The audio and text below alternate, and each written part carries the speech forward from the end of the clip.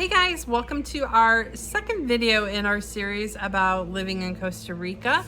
If you missed our first one, by all means go check it out. It talks about what led us to retiring early and moving to Costa Rica. Today we're going to talk about some of the decisions that we made and some of our expectations about living here and what we've learned and stuff. And then in our final video, which will be coming up shortly, will be our takeaways of what we've learned and what we're looking forward to in the future. So sit back, relax, and enjoy. Looking for a place to live. We had never been here.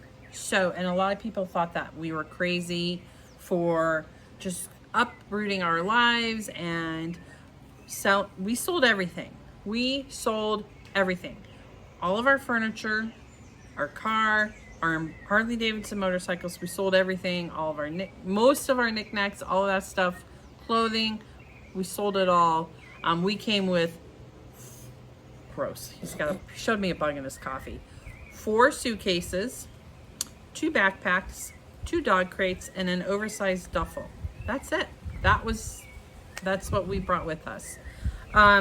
So the question is, what were your top 3 must-haves in finding a place to live before we got here?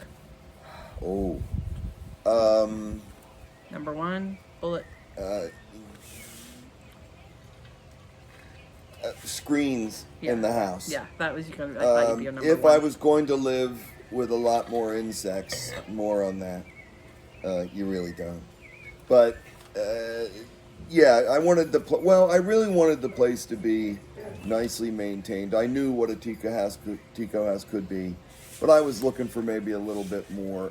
I would really try to avoid bugs, especially mosquitoes. I love the idea of ocean and beach, but I didn't like the idea of living inside of a cauldron of heat and mosquitoes.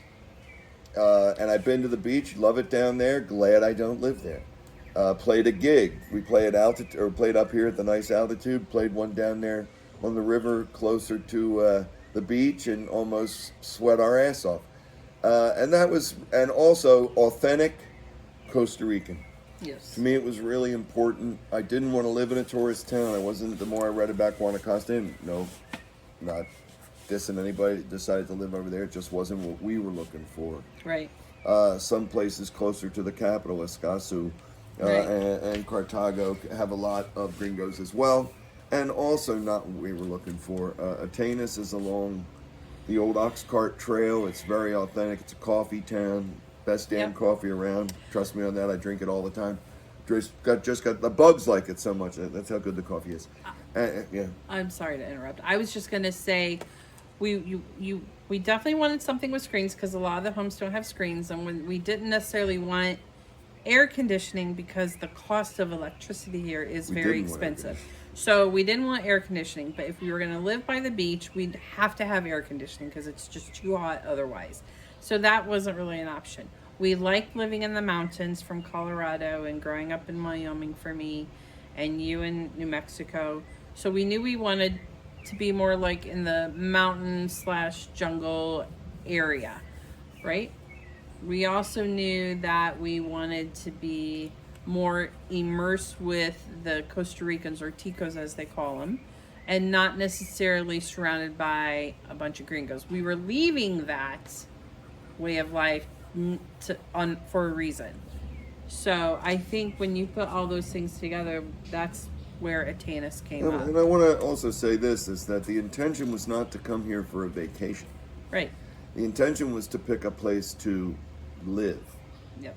Daily life, like you do, just like anybody who's watching this. We all live daily life, and that was more important. Like I said, we're an hour and 15 minutes from Jaco Beach. I can be over on the ocean in no time. Right. So it's not that. It's more about the authenticity and yeah, we couldn't have chosen better. Yeah, from a physical standpoint, we wanted something that had the screen since we were going to be living with an open air concept of a home. Security was really important to us. We wanted to feel secure, and where we live is gated and secure and kind of remote. Like when a taxi driver brings us all the way up, they're like shocked about, oh, this is perfect and Yeah, great. they like it And they because like we it. live all the way back. Yeah. But we do have access. Number 3, we do have access to water. We have access to a beautiful pool. So, but we don't have to maintain it. So that's really nice. And also, we wanted to be close to medical if we needed it. And also, especially with Jane's back history.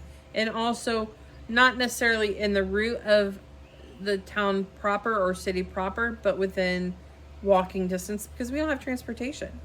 And Atenas and this home checks every single box off. We're very happy, very blessed to be here. we're really fortunate. In We fact- are blessed because we could have made the wrong choice. I mean, Yeah. but I think you can't do any more research than Yeah. Ash did and than I did. You can't do more research than that, but that doesn't always tell you everything. That these travel magazines want to tell you the best of everything. And But I want to say, you made a thing about we do feel secure. I will tell you that in my opinion, there's a guy that wanders around here every night and he keeps an eye on the place, but I believed I would be secure. Many people get the wrong idea about Costa Rica or any other Spanish, Latin American, or otherwise country because of all the gates and, there's wire in some cases and stuff. Good. And the reality is it's more cultural. It's not, they're the friendliest, open people. Here's the reason they have gates. So they don't like people walking right up to the front of their house. What you do is you call from the gate, UPE, which is short for Our Lady of Guadalupe, and the theory being that you would never approach somebody's house with ill intent if you were, issuing the Holy Lady's name. So you do that, and then they have conversations by the gate. Again, not to be rude, but actually the exact opposite. Is to let anybody who's a neighbor, I'm just out here talking to a friend, we're not going inside and talking about It you behind eliminates your the back. gossip. It eliminates the drama. It It's really, nice. they're amazing people. And do you go, whoa, what do you got to stand by? No, of course you get invited in. We bought a piece of artwork from a lovely woman who's the mom of our sax player in the band, more on the band later. But amazing, I just want to, because a lot of times you talk about security, but yes, this is a great secure grounds. I consider it very private, even though we have pretty close neighbors, but very private. And we couldn't have chosen better if we tried. We nailed it. Thank you. Okay. Moving along, what were 3 things that you wanted to do, see, or accomplish when you moved to Costa Rica? And until we have transportation, so a thing that would be necessary to do all these things, frankly, in my opinion, is a form of transportation. I think we have an idea what we want. Other than that, Which are scooters? Or motorcycles? Small 250s. Yeah. Couple of 250s, gear on them. They'll get us most everywhere in the country we need to get to. It also gives us, sometimes the roads can get a little hairy here and you still have the capability to navigate it. Cars out, it's just out of the question, don't want a car. I wanted to see every national park in the country of Costa Rica. Okay. The damn country almost is a national park all the way around. But from the beauty on the Caribbean side of Cajito, or the where the turtles are, what is that? Tortuguera. I want to go there all the way down to Manuel Antonio, and all the way down to Golfito, which is way down near Panama, and even to Guanacaste. I at least ought to get over there, and because if I get that close to the Nicaraguan border, I might grow some stones and cross over because they have like a really awesome hat store outside of Managua. I don't know if I want to go in there, but great hat store.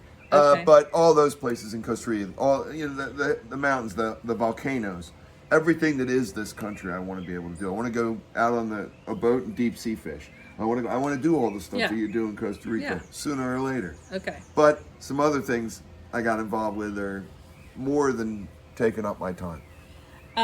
Okay, so for me, my top things I wanted to do and accomplish were, number 1, I needed time to decompress from leaving the hustle and the bustle of the work field life and the hustle and bustle of life in the United States, constantly being on the go. And we talked about this. I needed 6 months. I gave myself 6 months to do nothing. If I wanted to lay in bed all the time, that's what I was going to do. If I wanted to go to swim or go for walks or hikes, whatever it was, that's what I was going to do. Keep going. I didn't want to go and jump right into work because originally that was going to be my plan. That was the first thing. The second thing is I wanted to see a damn sloth. I wanted to see a sloth. I've yet to see them. I know they're around us. I know that they like to hang out in the trees, but they're very quiet. They're very quiet. We've seen monkeys at the rescue. There's a rescue center close by, and we have seen monkeys. I've yet to see a sloth. I want to see a sloth in nature. If I wanted to really bad, I could go to one of the rescue sanctuaries and do it, but I really want to see them in their natural environment. Number 2 is I wanted to become part of a community and feel a sense of community within Costa Ricans. And come back, sit down. I am. And be a part of a community and feel like a part of that community. And I think we've accomplished that. Yes. Okay, so we've been here. With some irony. Yeah. We're now a year into Over here. our Just life over of here. living in Costa Rica. We moved here. We arrived on March 30th. in the evening at like 9:30 at night. Yeah.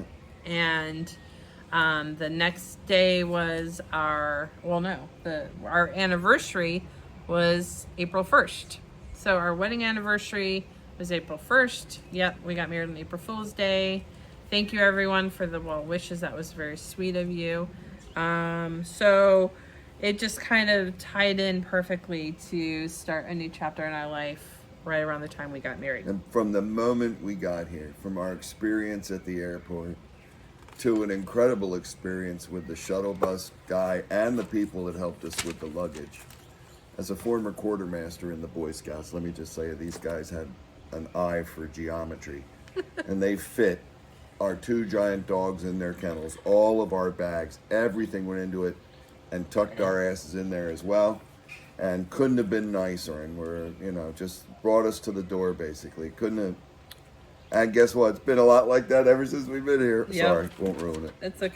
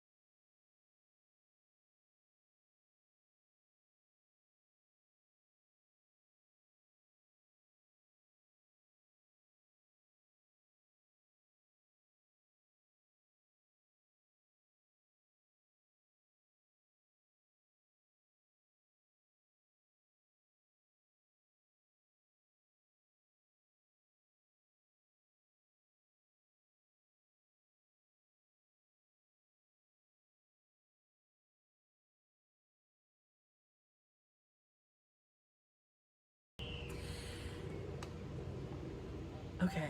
Third part. Yep.